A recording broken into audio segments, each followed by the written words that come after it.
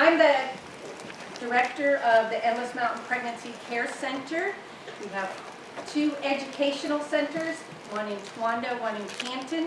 And then we have the First Look Ultrasound Center that's in Sayre. And we are in the ministry of ministering to moms and dads. And when do you become a mom or a dad or a grandma or a grandpa? It was interesting when I was reading some materials that if we really are pro-life, we would say we are for life, then we really become a mom, a dad, a grandma, or a grandpa at conception. Not when the baby is born, because then we don't believe that what was happening in the womb was life. And it was really challenging to me the way we speak and the way we talk about life as Christians who talk about pro-life. It's interesting, and I can't remember which country it is, and I had heard this before, and then it's kind of all started connecting together. But in the Oriental countries, because when I was a missionary in Chile, we had different Koreans and different Oriental people that came to our church, our school, I mean. And they would say when the baby was born, they were already 1, because they've already been 9 months in the womb. So when they really had their first birthday, they were 2. So for us Americans trying to do charting and things like that, those who now would never believe in pro-life, who are, managing how many children you can have and what types of children you have, was doing that, maybe not even knowing that they were already talking about pro-life in the beginning. But who has the most influence on the women, or the woman, who's making a choice about keeping her baby? Who would you say is the most influential? Her friends, the parents, the father? Who would you say? I would say herself. Unfortunately, it's not herself. The media. The media. That, unfortunately, is kind of true. But the statistics will show that it's the dad who has the most influence on her. And some of us maybe are surprised by that. But if we believe in the Bible and how the Lord has made us, and that mother instinct, that instinct that we have, we would say that obviously he's the most important. The person that she was united with, whether she believed, no, that's fine. I have my kindergarten voice on, kindergarten teacher voice. Whether she believed that they were united as we would believe they were united, he has the most influence. And what do most of those men, boys, say to her when she's making that decision?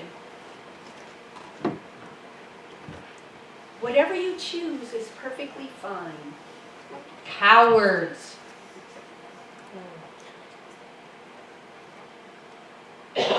Because she wants him to invest and make a stand and take a choice. And obviously she's hoping for that Prince Charming and the picket fence. And so when he will choose not to make a choice, or he chooses that he's not going to deal with this problem and we just need to have an abortion, then he's not really fulfilling his role as dad and man. But I would say the second most influential person in her making that choice is her own dad. Her daddy, who she was thought was her protector when she was a little girl. her daddy who's now embarrassed because she's pregnant. And it breaks my heart, and I'm sure it breaks your hearts. But I saw both of those same scenarios in January this year, where a teenage girl was pregnant, and daddy said, "You are not having this baby. You're having an abortion." And I don't know what happened in that circumstance.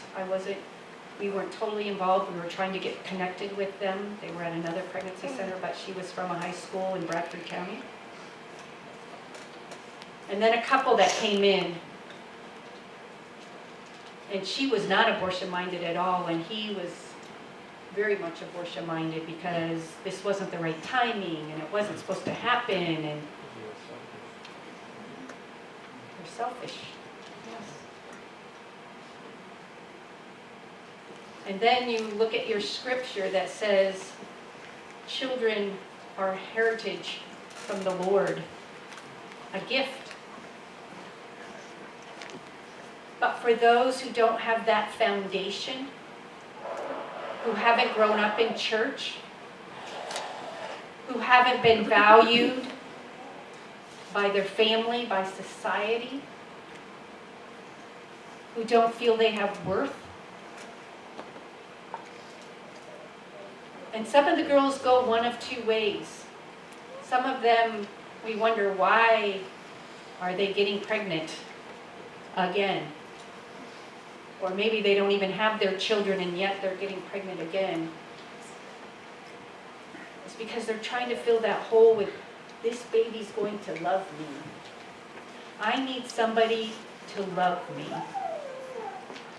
And they have what Ben shared, what we thought a heritage and gift from the Lord is, because it's going to be fun and we're going to do all these fun things. And forget about the colic. Forget about the discipline. Forget about the teenage years. That can be fun. I enjoyed my children on teenage years because we were doing it in another country. I think it was easier. And so you see world views come into conflict. People who have some inkling of what the sanctity of human life might be, but then have the world view of the television, the social media, their friends, and they come into conflict. And because they don't have the foundation, it's just like the children's song. If it's built on sand, it's going to fall. And so our mission, with the help of your prayers and your financial support, is coming alongside those men and women, sharing life through the ultrasounds, but then coming alongside them to do discipleship, whether it be in the beginning, talking about their pregnancy, talking about what motherhood is, life skills, but eventually leading them to the biblical foundation and the Lord, who's the only way they're going to be able to build their life and have it not be crumbling day by day. And so we thank you as we walk alongside of them and are sharing with them. I shared a testimony this morning of a young gal who's been coming to our center for a few years now. This is her third child. We did a scan on her on Tuesday because I was there. And we give them pictures to take home as well. And she called us about an hour later, sobbing. And she said, I opened the envelope and the wind took my pictures. Is there any way you have any more pictures on your ultrasound? And we don't keep the personal pictures. We did have one little one. And we told her we would pray for that. She was broken, very broken. And then about an hour later, right before we were leaving, in fact, we even had our coats on, the phone rang. And she said, I want to tell you I found my pictures. And I'm so thankful. And she said, I want you to know, I prayed to God, please help me find these pictures. You got to help me find these pictures. And then she sobbed again and was excited. Because, see, she's married. She wasn't thinking abortion. But I also knew that she was coming to one of our centers this week for a class. And so I said, here's our opportunity, because she prayed to the Lord. And what kind of relationship does she have to the Lord? What caused her to want to pray? And for the Lord to answer that prayer for her. And so we got to sit down and talk with her when she was doing her class. And she shared that she had gone to release time when she was a little girl. Made a profession of faith, though she doesn't go to church and doesn't really want to call herself a Christian. But now we have that foundation that we can build on. And we're going to start doing Bible studies with her. And that only happens because of what you folks help us with, the baby bottle campaign and with your prayers. And now we're looking at where she lives so that we can connect her to a church, because that's our passion. Because we can help them for that little bit of time, but then it's the church that needs to come alongside of them to live life with them. Her husband comes with her, though I'm not sure where he's at spiritually. I'm going to try to encourage him to take some classes with our male advocate, because men meet with men. They need to learn what it means to be a leader. Because obviously that dad and that young gentleman that I had this past month really didn't know what the role of a dad was by thinking about abortion. But I ask you to pray for them, because it's a decision that they have to live with for the rest of their life. And if you're here today and if you've had an abortion or you've taken someone for an abortion, I want you to know that God is a God of forgiveness. He's a God of second chances. And that is not the unforgivable sin.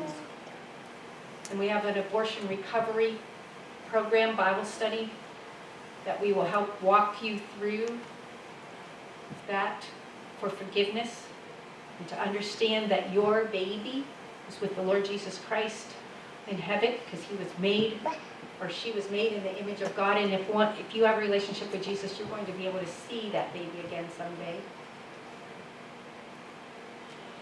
Now I just challenge you to think about what part you're going to have in helping someone choose life. Maybe it's praying. Maybe it's knowing about the law that's happening in Pennsylvania right now that has to do with pro-life, or our nation's laws. Maybe it's going out and seeking that lost neighbor. Maybe it's mentoring one of these teens, so when tough times come and we don't really want to go to our mom, there's this person at church that invested in me, and I could talk to them about anything. Maybe it's coming to be a volunteer with our pregnancy center. We need a male from 10 to 11 on Tuesday in the jail ministry. I need a lady from 9 to 10 on Tuesday morning for the jail ministry. 1 hour. I need someone on Thursday in Towanda. Going to be needing someone on a Monday night in Sayre. And then we have the Vision for the Valley, where we would desire to have an educational center like Towanda in the valley. There's so many unreached that could take advantages of our services if we had something in the valley. So I'd ask you to pray with the board as they look at buildings where they could have something like this. In the back on my display table, there is information about that. And I want to tell the moms and the dads that what's on the display table is for children to touch. Now, you can't take my babies home, but you can pick them up. I want them to hold life. I want them to know what it looks like. There's other literature that you can take. There's magnets of some of our babies that have been part of our program. Great chapsticks and some pens.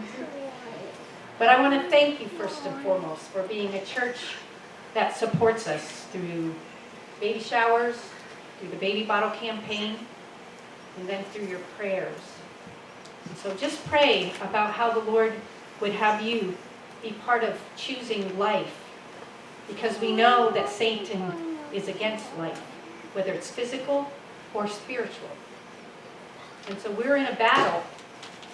Now you can choose to ignore the battle, or you can choose to be ready, because we are all fearfully and wonderfully made, and we are image bearers of Christ. But who are we sharing that image with? It's easy to share it here in our church, but how do we share it outside? Thank you for this opportunity.